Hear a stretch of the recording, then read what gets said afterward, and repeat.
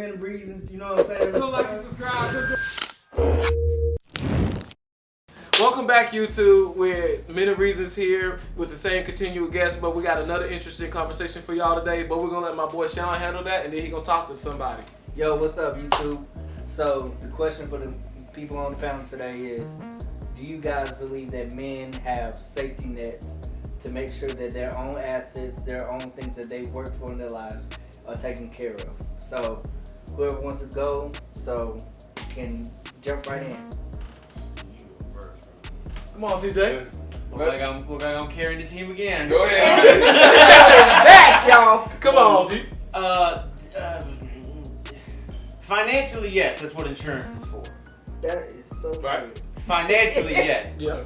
But if we're talking about like emotional, mental sort of things, there's not really any way for there to be a safety net with that.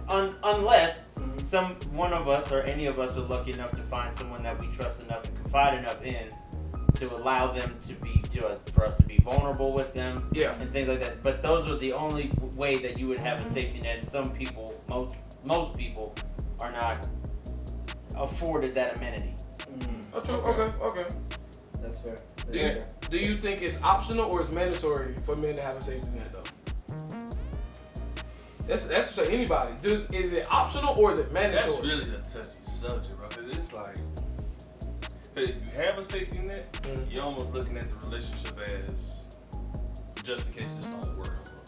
Yeah, you So it's one foot out the door. You're not type way of thing. in. You dig what I'm saying? No. Yeah, but it's not. It's just like we're just speaking in general. Like not to us though. I think if you're gonna have one, like it gotta be agreed on. Hey, look, and make sure you have this set up on your end, just for your own personal assets. I'm gonna have this up on my end, for my own personal assets. But we'll have something together as well to make sure we're combining with everything we got going on. But that conversation will go over that smooth. I think it would. Let's say if you started initially, like you're mature about it, and you kind of bring it off rip.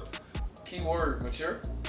Keyword mature. Yeah. Okay. You gotta think of. Do you not see the world? Bro, I'm telling, listen, it depends on who you attach yourself I agree. to. I agree. You know what I'm saying? I agree. 'Cause, like me and my lady, like, we had that conversation before. Like, look, we gonna have you got yours over here, I got mine over here. Yes. But majority Yes. of everything that we got going on, like we gonna do that together for sure. Yeah. And then if we do have something on the side, it's communicating. It's not like you being sneaky and Hiding it type you stuff. know what I'm saying? It's not like you backdooring and you just doing you know stuff what I mean? sneakily. Yeah. I got you. I can't. What you think? I believe they should have. I believe they should have a safety net in some degree. I mean, of course, you know, in mental capacity, you really can't be afforded that amenity most times unless you have somebody that you can really truly confide in. But in financial wise, yes, you should have a backup plan or an amenity where you can make sure that your assets are protected, because so many people get out here and you're supposed to believe in your dreams and divulge in them and put everything into them, but a lot of people only expect plan A to work. And they don't have, I met a young man not too long ago, way back when I used to live in Missouri, and his dream was to become a YouTuber. And you know, I didn't want to squash the young man's dream. That's not why I came to talk to the young man, but I was like, what is the just in case? And he said, there is no just in case, because it's going to happen. I love that you're speaking things, if not as if they were. I love that. I love that you're speaking it into existence. The faith without works is dead, so therefore, where's the backup? And you know, he said, there don't need to be a backup. Number one will win because it has to win. And I'm like, but you know, sometimes ignorance can be bliss. And I told him, I can't walk out to the world chest held high, all this and that and the third, and saying plan A gotta work, because you got to have a backup. I believe you do as a man, because there's a lot of different paths, different things. The enemy might come at you, stuff that will just fray the path that you're on. Will try to take from you. You know what I'm saying? And really feel like I'm kind of like blabbing, because I'm really trying to set this point, and I'll pass it on to y'all. But yes, I think you should have a backup plan. I always think you should have some contingency to some degree to protect yourself, as well as, you know, your lady if you are married and stuff like that.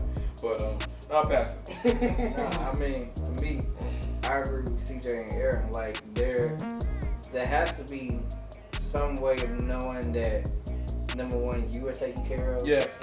And then number 2, like if you are in a marriage and those things of those nature, make sure that person and your children are taken care of. Yeah. So you have to have something in the backup to know, okay, this is take care of them and make sure they good when I'm not here. Yes. So I definitely do believe that. But going on to like the mental and emotional spot of it is, well, isn't that, I mean, we talked about it, on the pod before, but isn't that like what therapy and all that is for? Which part? The mental and emotional spot. Even though, and then your homies or your true friends, like. Right, that's what I said. But some people, most people, aren't. You can say it.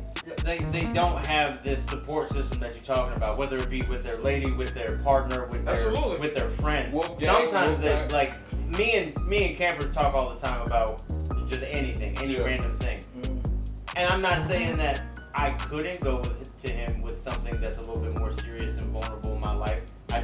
That's not how our rapport is. I got you. So with my more vulnerable stuff, I go to another friend who's known me longer, who's been more invested in my relationships and everything like that. We're just invested in my education all the way, we go all the way back probably about 10, 15 years. So that's someone who I'm more comfortable and who has shown me that they can handle my vulnerability. Right. Yes. That's real. That's what it was. Going back to Aaron's point, I think it's necessarily for fathers when they are in the homes to let your father instill that into his son. Like, just because you're going out here and you're doing certain things, you also got to make sure that you are going to be good at the end of the day. Because a lot of times men do not have safety nets out here. Because what's going on with everything, especially feminism, it's like men are attacked from all sides. We get love and hate from both sides. And we need to do our best to make sure that even at the end of the day, like, as long as I got my sanity and my peace, I'm gonna be fine.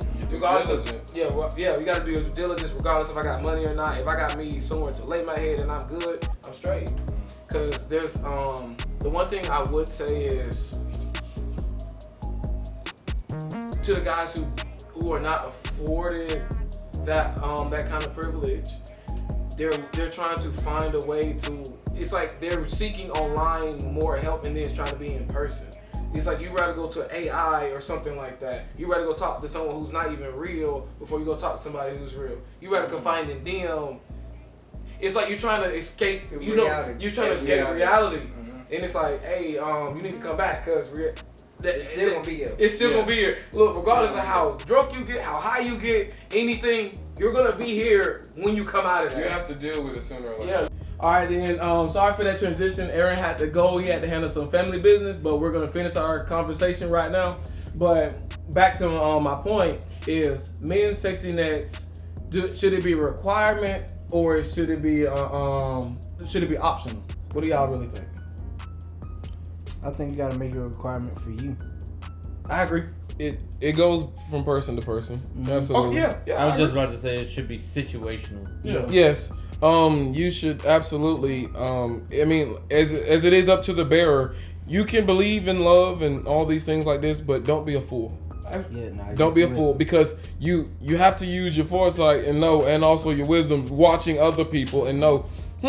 I can believe this, but I can't move through life like this is fairy tales because it's not. Absolutely. You know what I'm saying? So you always, I think, absolutely having yourself protected is a very important thing. And actually going back to Aaron's point too, is like that's a conversation that y'all need to have. Like don't be afraid, and because a lot of people are just scared to. No, sit down. Hey, let's have this conversation. Let's talk about this real quick, air it out, and we just move past it. Especially if you see a future with that person. Now, if this is with somebody that you are casually dating and not against that for, then there's no need. But like if this is somebody that you're dating and with like the potential of marriage and all that stuff, then for sure you gotta have those conversations. Absolutely. When you are sitting down with your person and y'all are having these conversations, remove all emotions, get into your logical. And I know that's kind of hard saying that for some people because they just do not seem how to move that zone apart. But you have to be mature in these conversations. You have to sit down, come in full readiness, all exposure, and be like, hey, we're moving in this direction. We both got assets type going on. How do we move forward? And when you're moving forward, nobody's emotions can be in the way or or feeling like they're slighted. Like, you gotta come into it with a realization. You gotta look at the world for how it is. If you look at it through the lens that it is in reality, then more likely than not, the conversation should go over well because you're not feeling like lesser or something. You see what I'm saying? Like, come into it as an adult you are. Be mature as you're supposed to be, and then the conversation should go over well. Some people just don't feel like, they're getting the fair deal type stuff. But if you're not feeling like you're not getting a fair deal, then express that. Let them know. Tell your person, hey, da da da da da da, or whatever. What do you think about that? Not that part. Well, what I've found myself recently is I'm able to have the mature conversations, Yes. but you said don't let love make you do stupid things. No, I said be in love. Oh, my bad, but don't be a fool. Yeah. That's what I'm saying. I let love run over me. Uh-huh. Love makes me true. do the dumbest things, and I love every second of it. I love that I look like a fool to y'all, as long as I'm doing what I want to do and what I can for the person that I love. I don't. All right. It's a safe place. Come on. It's a safe place. Come on. And I don't want to be the person that. Let me rephrase it. The person who does these stupid things and extends past their title, I want to call it. Okay. Like extends past their station. Yes. That person usually ends up getting hurt the most. Yeah. I agree. However, I'm one of the people that's like, I'm strong enough, I can handle that hurt. Yes. Okay. As long as I take the lion's share of the hurt, just so that way you're not hurting as much. You're able to shoulder it. So I'm not, that's why I don't want a safety net. Or I don't need a safety net. I don't want a safety net. Right. I'm the safety net for you. But that's not. I get what you're saying, but see, that's so doggone dangerous. I agree. It's dangerous for you though, bro. Yes. I agree. Yes. So like, now I want to know, like, why would you want to be that? Well, I don't want to be the safety net for another person. Right, you're not their savior. Because I know exactly what it feels like to not have a safety net. And I don't want other people to feel that way. I respect So it. you do in spite for others, in spite of you. Right. I respect that. Oh, I respect that. I I commend you respect for that. that. I Yeah. commend you for I that. respect it. I advise don't do it all the time. But Oh, no. I ain't doing it for y'all. No, not for us. But I mean, I do it for Justin. I die for Justin. But cameraman.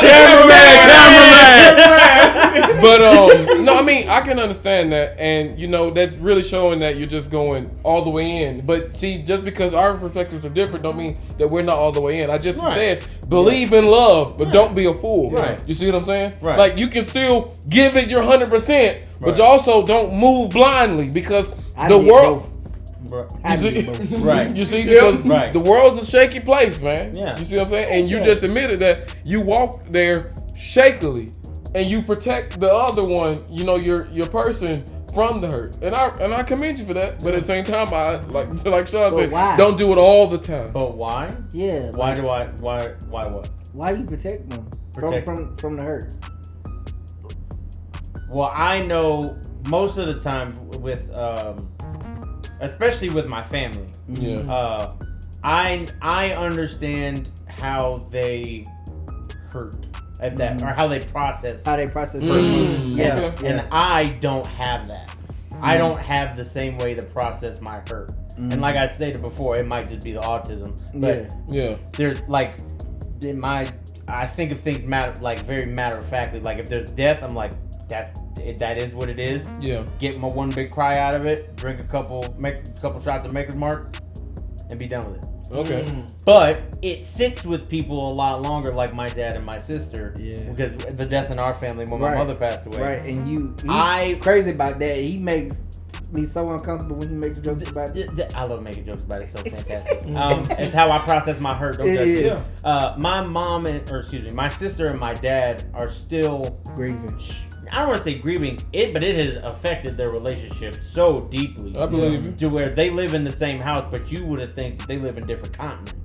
Yeah, they don't speak to each other. They don't do that. So I know that I can attempt to bridge that gap. And I can be the person who, because I still have a relationship with my father, and I still have a relationship with my sister. Right. If I had been, or not been the person to sort of protect them from that hurt, or not been strong enough to shoulder the majority of it, I don't know where my family would be right now, and I don't want to think about it. I don't have to think about it. Yeah. I did what was necessary. And man, Whether good, bad, ugly, or indifferent, I had to do what it took. see, So this is the reason why I Yeah. don't believe in a safety net. Okay. Yeah. I get Because you. my safety net, I want to be the safety net for other people. Yes. Because I know what the pain, I know what all the other things feel like. And I don't want them to feel that. So I'll take the brunt of it, and if only you have to feel a little bit of it. that's beautiful. That's what's up, G. Yeah. You have a Very beautiful admirable. For real. That's what's up. that is beautiful. You have a beautiful heart, bro. I like how Thank you. I had You surgery are- on it. It looks great now. You are very selfless. Like you are very selfless. It's selfless. I and- really and try to be, especially empathy. within You're my, like, boy, what? Like, very empathetic. especially with my relationships with like people I know and like. Is like if there's people that I know and I know they're struggling, I'll do what I can to help. But then I'm also gotten to a point with a couple of my friends that have become leeches, or they have become mooches, and I have like wised up, like you said, and I haven't been foolish in those aspects. But for the ones who keep pouring back into me and keep keep the relationship strong with me, 100% I will go 100 miles an hour okay. just for you to get that last mile. But see, That's key point is pouring back in. You know, like you're a cup, and you can only pour out so much until all the contents is empty. Right. And somebody got to pour in. Right. You see, because like a while back, this one was pouring and pouring and pouring, and then he fell down, and nobody was putting back. That made me mad because this one belongs to me. I need this one. Two halves of the same coin. Yeah. You feel me? Yeah. So he go down, and I figure out it's your fault. Now we got a problem. Right. Because you're not putting back into this one. Right. You see what I'm saying? So I love that you want to pour into people that put back. That's a great thing. But those that don't, cut them. Well, You have to. Well, like I said, I'm okay pouring into people that don't pour back for a limited time. Like, Okay. so if I'm gonna pour into you and see if you pour back, and then I'll go, well, maybe I didn't pour enough. And I'll pour again, pour again, and obviously after a certain time, you go, well, that's not pouring back into me. So this. So you set a limit on the pouring. I couldn't tell you what the limit is. It's not a time or a content-based limit. It's just more of a until I'm like. It's like a day-to-day basis. Right, until I'm just like, oh, okay, well, I'm not getting anything back from this. And not even that I'm selfishly wanting anything back, it's just things that I've noticed. It would be nice. Right. Yes, it's commendable thinking, a little bit back. Appreciate it. Yeah, 100%. Yeah, courtesy. I like that. Okay. Anybody got any other thoughts? I'm good, Chief. No, I think everybody gave their points. Yeah. All right, then. Cameraman. Still shout out to the Sauce God. Yep, Appreciate you for coming. This has been a wonderful segment. Many reasons. We out.